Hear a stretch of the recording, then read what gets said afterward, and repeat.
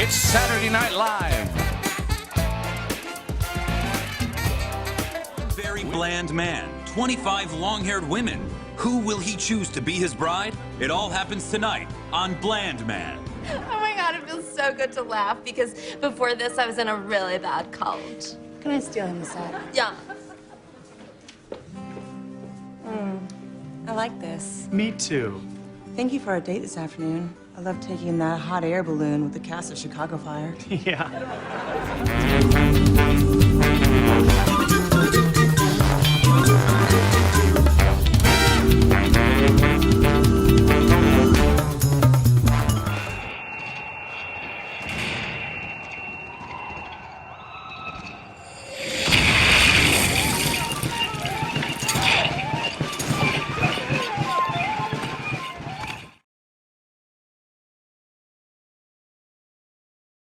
I have to tell you, I'm so stoked to be meeting with you.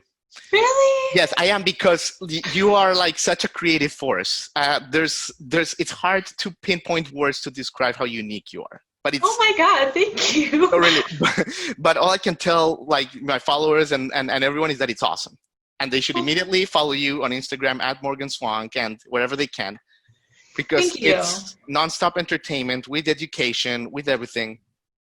Even my mom doesn't talk about me like that, so I appreciate that so much. No problem. So what are you drinking, Morgan? Oh, water. Water. Yeah, I've only had edible vegan cookie dough to eat today, so I'm trying to be healthy now. That's good. That's good. I think it balances out. Yeah, this whole pandemic has thrown off my entire body, so it's like you want chocolate all the time, then it's like you should just drink some water for a while and balance yourself out. Yeah, I hear you. I feel like in April, especially, everyone just kind of let themselves go. But oh my God, it's bags of chips in my pantry, and that's it. It's like, what flavor of chips? Can I have dessert chips today? Like, what do I do? Yeah, no, I've toned down on that a lot. oh, Morgan, that's awesome. But listen, you've been so generous with your time. You're such a busy creative. So there's so much I want to talk to you about. I'm an open book. Look, you're such a talented writer, director, creative leader, social activist. Huge, great title. Capricorn girl, you know. You just check so many boxes. You're not wrong. I'm not wrong. Listen, it's fantastic. So honored to have you here. Let's talk a little bit about your life, your career, if you will. Yeah, I mean, I've kind of done a little bit of everything everywhere, which is circumstantial by the industry and also me never really being happy in one place. So I guess I got started in New York a little bit over 5 years ago, working interning at Late Night with Jimmy Fallon at the time. And most of my friends now who work in the industry, I met there. And I just kind of skyrocketed from there. I stayed in the Broadway video family at that time. So let me ask you about Jimmy Fallon for a second. You you were an intern there, but like that's where you discovered you were really funny.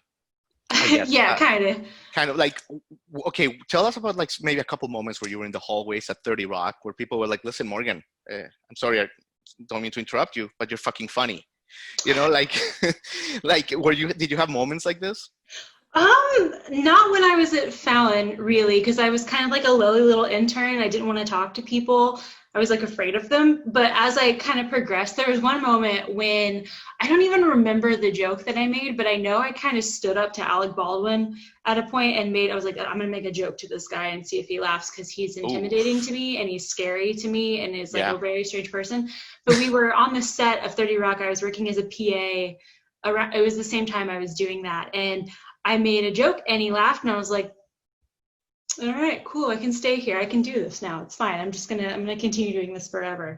And good. Then I when I was doing late night, I also had an internship simultaneously at Comedy Central, and I was mostly doing digital media stuff for the Comedy Central team. So they had just launched Inside Amy Schumer. Key and Peele was kind of like just getting to its peak because they had that Luther and Barack Obama kind of sketch going on, so people were really paying attention. And I was like, can I pitch some sketches for the Jon Stewart Night of Too Many Stars, or like the tweets? And I put them out there and like they liked them. And I was like, oh, okay. So comedy is hard, but it's as long as you kind of get people, you can do it. So Definitely. So let me stop you there for a second, Morgan, because you're so modest, but like the stuff that you've thrown out here is so impressive. Like, I just want to tell people, like, you were a writer on Saturday Night Live in some classic episodes, including the Ronda Rousey, Selena Gomez episode, for example. That is kind of like it's like a modern classic. Like, it's, you just glance over it, but I just want to emphasize how awesome that is. Yeah, I mean, 30 Rock. You worked on a great episodes at the tail end of its run, I guess, but like really classic ones. Oh, hello. that's my child Bones. Morgan's cat child just popped into the screen. He might pop in a little bit. He's fine. He's awesome. He's a dancer for the I've noticed. He is. So, Morgan, that's fascinating. But okay, I wanna detour there if you want for a second. Night of Too Many Stars. Yes. But you, okay, so where were you raised? In Atlanta, in Georgia? Yes. I grew up in Atlanta, like my whole life, pretty much lived there until college, and now I'm anywhere money takes me. Sure. Okay, and did you grow up in a creative family? Was it a funny family, a writing family? I mean, yeah, they don't have creative professions, but I mean, my dad raised me on like Mel Brooks and Saturday Night Live, and I grew up with that sort of household where they were like, yeah, you can pretty much watch whatever you want, and it's all funny stuff, and go for it. My mom has always been like, she's a cake decorator, and she has the most amazing artistic ability I've ever seen in my entire life, and crochets and sews, and so I was always in this family that like let me do whatever I want. But I'm the only person that's like me in my family, for sure. My sister and I could not be any more different. So yeah, it's interesting you mentioned your dad and Mel Brooks. So is that kind of like when you started falling in love with pop culture, if you will? Are those some of your first memories? I would think so, yeah. Because when I finally like moved into the 30 Rock world and was like, I'm gonna work at SNL, that was like, this is my dream. This is the peak. I'm gonna do this forever.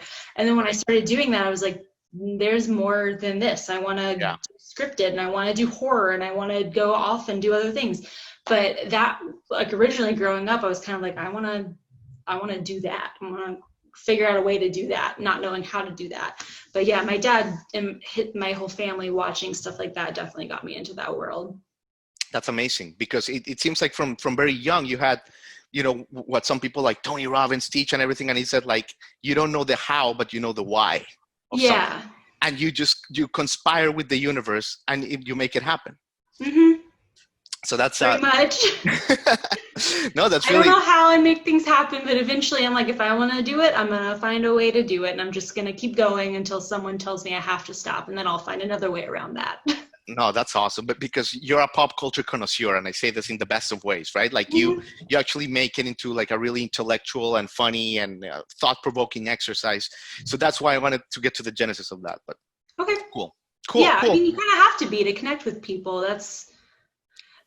People get so, I think, fatigued on anything else. So if you can't find a way to connect with people that's just kind of in the veins of like the pop culture atmosphere, then what else are you doing? Yeah, then you have to go to traffic and weather, and then it's all, and then you're done. Literally, you have to be 65 years old to find that interesting. Exactly. Oh my God, Morgan. And by the way, Saturday Night Live, I know what you're saying, because last year I finally went after like 12 years of trying for the lottery. I went to the Chance the Rapper thing. He double dutied, Chance the Rapper.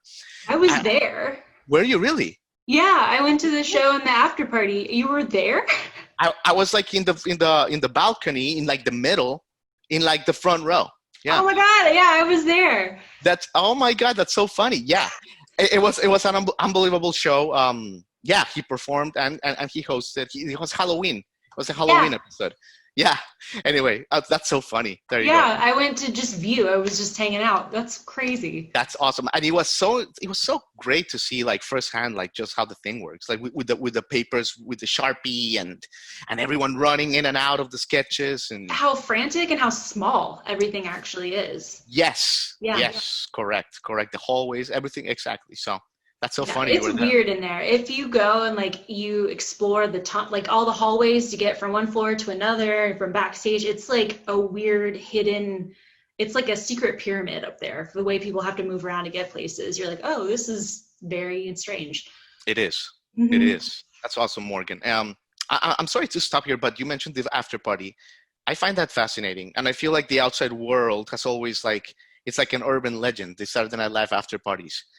Can you Yeah. take us a gander, take us a peek, move the curtain a little bit into how they operate? Sure.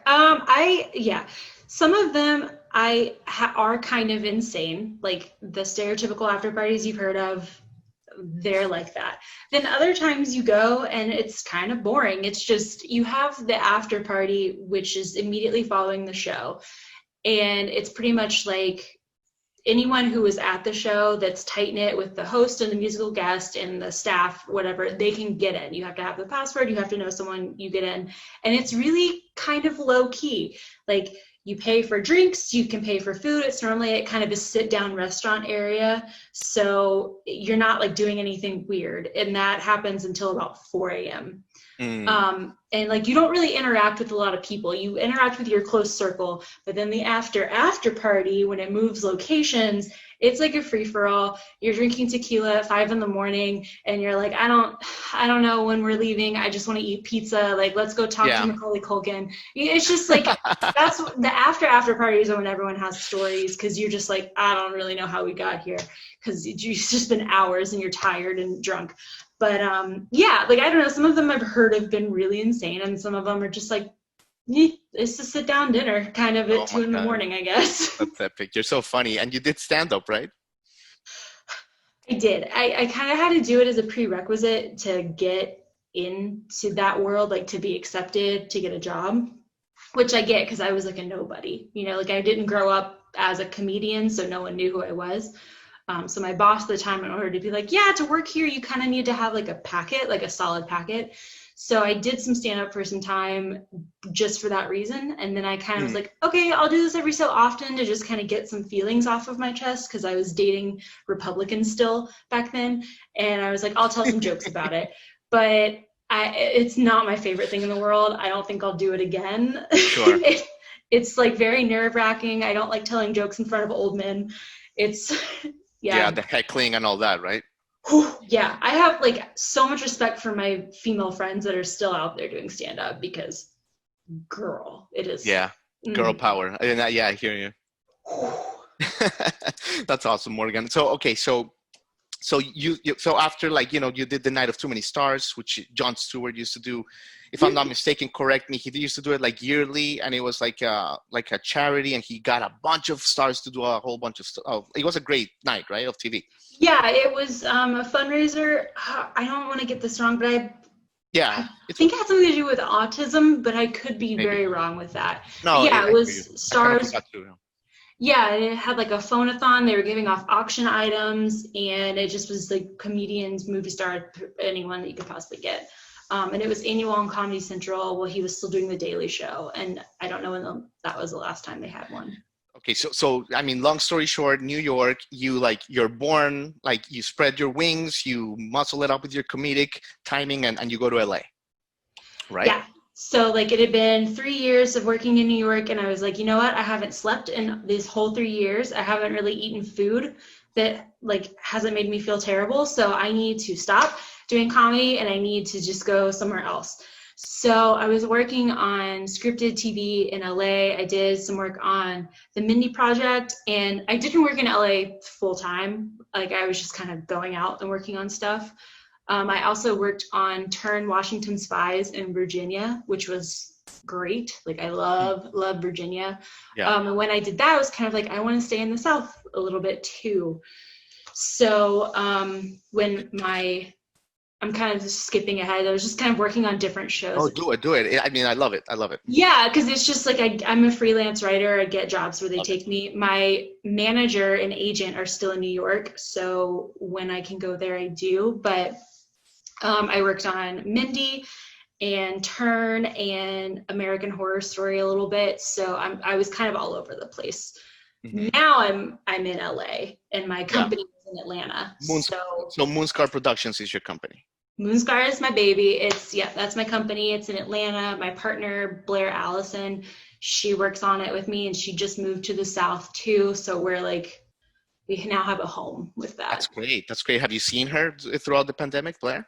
Do you hang out with her? Yeah, kind of. The last time I saw her actually is when we did the Foxies video, and a little bit after that, like I think February or March, but it's not since quarantine, no. Sure. It's been weird. And okay, Moonscar has a really nice mission. I love it, Morgan. You know, and it has a little bit about gender imbalance, and it has like can you tell us about that? Yeah, so I mean, at the crux of it, I know from my experience working in Hollywood, like getting a job as a female writer on anything is hard. Getting your content pushed as like female-centric content is even harder for some reason. I don't know why, like networks have turned me down for having like female-centric characters and wanting to push like other non-binary writers and writers of color on other projects. So it was just like, we need to create this community where we can kind of elevate those voices, elevate those writers, elevate those directors, do what we can. So in our projects that we pick and we push, it's all like either women-based, women-funded, women-produced, whatever we can do. And then if we can get women of color their voices, especially Native American voices, we really just want to get those stories as much as possible. So yeah. That's awesome. And we skipped over an Emmy award, right? Oh, it's not important. That was through SNL, so it's kind of like I was grandfathered in. I don't really consider it much. All right. Well, internet, she has an Emmy. I'm just gonna. I do. It's okay. It's out there somewhere. I can go grab it. But. No, it's fine. But there is a great photo online. I will get it. That you're basically like in a bathtub with the Emmy. It's epic. Yeah, that was for I think it was Emmy magazine. I don't remember who did it, but they were like, what kind of weird thing can you do? I was like, I can sit in a bathtub with my cat. And they're like, perfect. Oh my God, so cool. All right. So Moonscar Productions, you did the videos for the Foxies, which we talked with Julia Bullock a few weeks ago. Great video. Yeah. Your vision there was epic. And one of the things as well that you did, and I read this two nights ago. I felt like I was reading like I don't know, the Odyssey by Homer. I read Mort. I read it 3 times. Oh, thank you. Great book. I'm like, I think I was Mort. I think I am Mort. Maybe there's Mort in all of us. But tell me, I'm like, I'm just gonna put some berries on my face tomorrow. I guess, see what happens. But tell me, Morgan, about Mort. You write this fascinating children/adults book, inspiring book. How do you come up with this idea? And it's so original. Everyone should check it out. You know, so I was pitching Mort as a TV show for Cartoon Network for a while. So I had this idea. I was like, because Cartoon Network to me had like all of these weird kid shows that weren't really meant to be kid shows, and they had these gruesome animals and blood and whatever. And I was pitching it to television executives. And when did Cartoon Network become that, by the way? Because when I was a kid, and I feel like maybe when we were kids, it was Cartoon Network. And then like one time, well, they always had like the Real Monsters show, and they had like Bill and Mandy. They have weird like death related content, and they had what was it, Courage the Cowardly Dog. Like they have weird stuff, and I'm a weird person. Like I have a Ouija board tattoo. I'm a weird chick. Mm-hmm. So I was like, all right, I'm going to pitch a weird kids show because I don't have that kind of thing. So what the book is now is not at all what I pitched it as a show. It was like very gruesome. Like he definitely ate one of his friends in it. And it still had like the morality complex, but I pitched it, and all of these television executives were like, can you make this a book and then we can kind of like package it and it would be a great TV show? And I was like, I'm not an author, and children's books are like a whole other category of book. Like, you think I can just become J.K. Rowling or something? Not that I want to be her now, but like, you think I can just like become a children's book author and like make this book and find an illustrator and figure this out? And so I talked to my manager about it, and I was like, I guess I'm going to make a book, and I'm going to tailor it, and it's going to be a message for real life children. And it ended up being a really great practice, and I'm really great. I feel great that I was able to do that, because then I could donate money to like causes, which television makes it very hard to do. Why is that? You know, because they like money. That's surprising. Yeah, it's really hard to figure out how to donate money consistently to organizations through television. Yeah. I guess I could do it through like my fees, but I also don't know like the way royalties come in. It just, I don't know. Yeah, I think the contracts, right? Like everything is like percentages and like all that stuff, right? Yeah, Yeah. so this way I was just like, well, I can just give, like 10% of my fees to this organization every single quarter when my royalties come in. This is easy. So we made it. I got it done somehow. We got it published. It's out there, and it got a very good response, which I'm thankful for and shocked about. And now finally that Hollywood's kind of opening back up, we're having those conversations again about getting it on a TV show. I've got a few networks talking to me about it, so I'm just thrilled. It'll be a great show. It'll be a great show. I hope so. I think it would. Yeah, I just want little kids to not feel so alone. Exactly. And the illustrator did a great job, by the way. I think she really captured. Oh my God. Yeah, he did such a good job. When I found him, I was like, I will pay you anything, whatever your fees are. I want to respect your talent. I just needed to find someone that had that like same Cartoon Network like weirdness, and he was perfect. Perfect, Morgan. That's awesome. Well, I want to finish off with some social questions, maybe a little serious, but before we get to that, Morgan, I also love that like you've been in, it's like you like being an extra in these quirky roles. It's pretty fascinating, right? Like you've been in some movies like It. You've been in some movies like It too, right? Or Drop Dead Diva. Oh, maybe? Okay, yes. Yeah, you were Vampire Diaries. So I was 18 years old. Talk to us about your filmography. So my very important featured extra work when I was a teenager, and I had red hair and I was chubby, and you definitely won't recognize me. So I don't really have anything to say. I lived in Atlanta, and that's like a television hub. Yeah. And the thing is, when you grow up there and every single town around you is a fake fictional television town, you just kind of go and you be an extra. So that's pretty much all that is. But I was like, I'm going to add this to my work in case anyone ever wants to find me and I become famous one day. But it's stupid. No, but it's quirky and it's cool. It's different. Yeah. There was a few things I was working on when I did my web series for Funny or Die, and even when I did the Foxies we didn't even talk about that. That show was so fascinating. Like it was a home run. Pornography writers? Yes. Morgan. Oh my God, like unbelievable. That was so genius. They wanted me to do like a cameo role in that, and I was like, no, those days are behind me. I'm staying behind the camera for the rest of my life. Oh my God, that's so funny. You were in it too, right? Like, I'm just curious. If people want to find you when you get bled on, do you know like what? Oh no, I worked on it too. I wasn't in it. I did get bled on, but it wasn't me working on it or starring in it. I was working on the script supervision, like second unit, and this is a fun story. So I was working on the second unit, and the clown. Like I don't actually know if it was Bill Skarsgård or like an extra, but or a stunt double, but they had a packet full of blood in his mouth, and he came around looking for a bucket, and he scared me, and I scared him, and he screamed, and the blood went everywhere, and it just got all on me, and so I got covered in blood. Yeah, it was pretty sweet, but I was working, I wasn't starring in it, but I could have after that moment. I was just kind of like, put me in, I'm ready. That's awesome. Oh my God, Morgan, you're so funny. So you're so passionate about politics. And it's one of the things, I think I started following you through serendipity or whatnot, but honestly, like it's been really enlightening just to like get some of your messages, and I'm sure your audience will agree. Because you do it in such a way right now with everything, with the Black Lives Matter movement, but even before you've been doing it with climate change, but you do it in a way that is really, it's with facts, number one, but number two, you use pop culture you use your creativity to grab the attention, to really meld it in. So good job in that regards. But I want to ask you if you think this time if it's different. What's different about this time in our history? It feels different.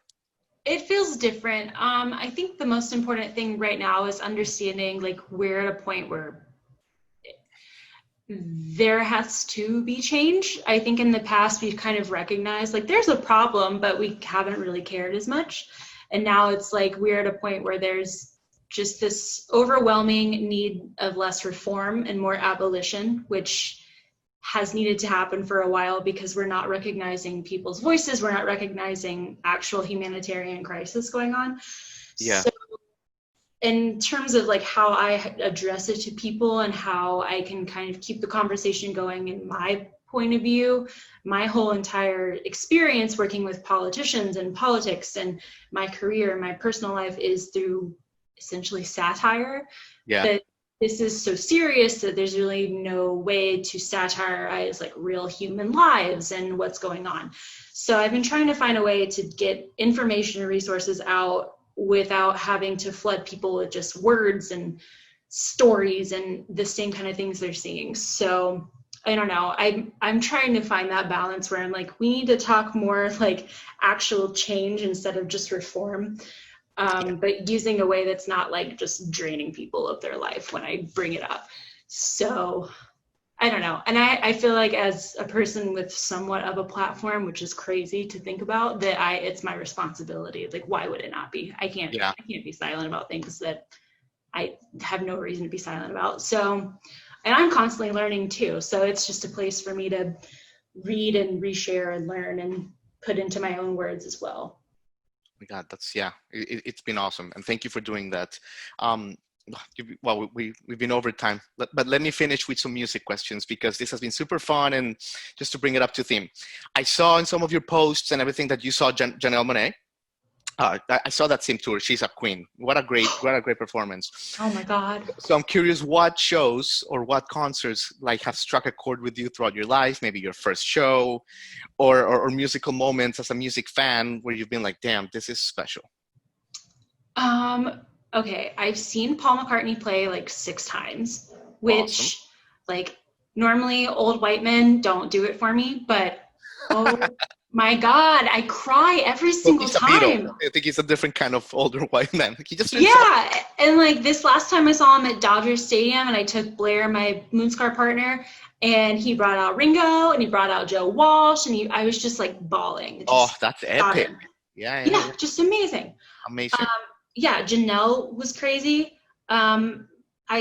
I saw Maggie Rogers recently, and I've been wanting to see her play for a while, but mostly because my friend Ren, who you've recently talked to, was there taking photos and videos, and it was like a proud mom moment to see her doing that at Radio City to a sold-out show. And then the show itself was like very moving, and I was just like I hadn't been to a show quite like that before. Yeah. So very energetic, huh? So energetic. Oh my God. What is she drinking? Not my like plain ass tap water that I've got going on at all. Yeah. But those are the last few ones that I can think of. I haven't been to a show in so long because, global pandemic and all, but yeah.